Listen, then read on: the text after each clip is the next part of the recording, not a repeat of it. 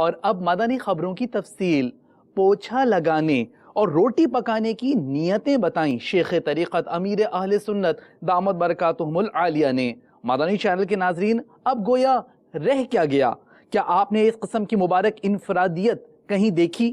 ابھی دیکھیے مدنی پھولوں کا گلدستہ، جبکہ عاشقان رسول نے اس موقع پر مدنی چینل کو اپنے تاثرات بھی دیے۔ سوال یہ ہے کہ اسلامی بہنیں گھر کا کام کرتے وقت اور روٹیاں بناتے وقت کیا اچھی نیتیں کریں؟ اب جیسا کام ویسی نیت ہے۔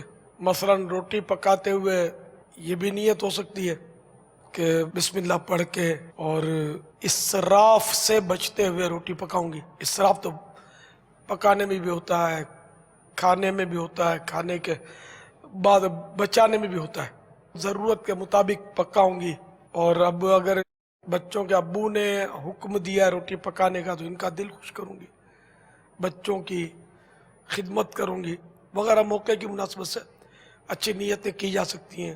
اگر اس میں کچھ غریبوں کو دینے کی ترکیب بھی ہوتی ہے تو اس میں سے غریبوں کو بھی بھجواؤں گی، ان کی بھی دل جوئی کروں گی اللہ کی راہ میں خیرات کر کے۔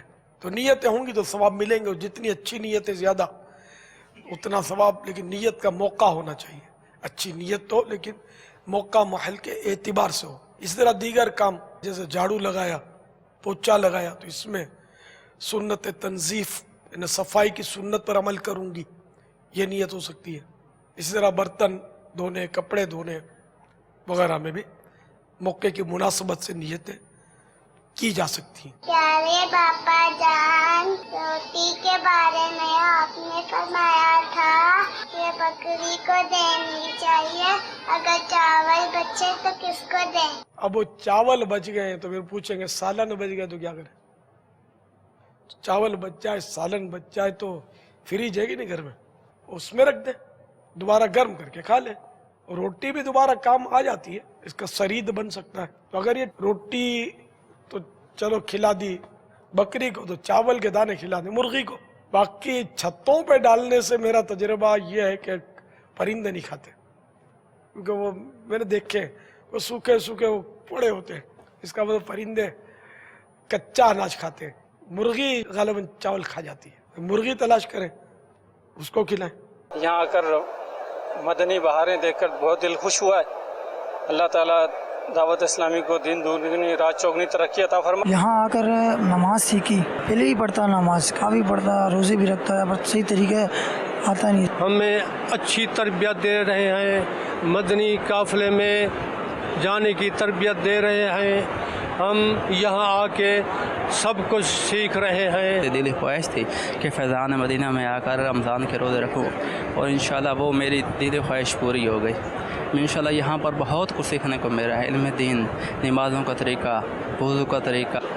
ایک ماہ کے اعتکاف میں حاضر ہوں، جب سے ابھی تک ماشاءاللہ سے بہت کچھ سیکھا ہے۔ صحیح نماز پڑھنا، صحیح دعائیں۔ اصل وجوہات تو یہاں پہ آنے کی ہے کہ بہت چیزیں مجھے سیکھنے کو ملنی ہے، کہ یہاں نماز کیسی ہے، قاعدہ کیسے پڑھا جاتا ہے، قرآن شریف کیسے پڑھا جاتا ہے۔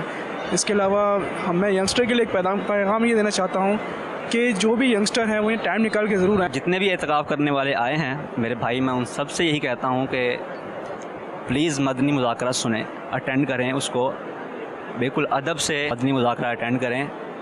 مدنی مذاکرہ میں بہت کچھ ہے۔ مدنی مذاکرہ اور ایسی محفلیں قسمت والوں کو نصیب ہوتی ہیں۔ میں نے یہاں پہ آ کے وہ کچھ سیکھا ہے جو میں نے اپنی پوری زندگی میں نہیں سیکھا۔ الحمدللہ یہاں پہ آ کے گناہوں کو چھوڑنے کی ایک ہمت آئی ہے، نیکیوں کو اپنانے کا جذبہ آیا ہے، اور اس کے بارے میں جو بھی کہا جائے وہ کم ہے۔ میں یہاں پر فرسٹ ٹائم اعتکاف میں آیا ہوں۔ یہاں اعتکاف میں آ کر میں نے مدنی مذاکرہ، بیان، دعائیں، الحمدللہ بہت کچھ سیکھا میں نے یہاں پر۔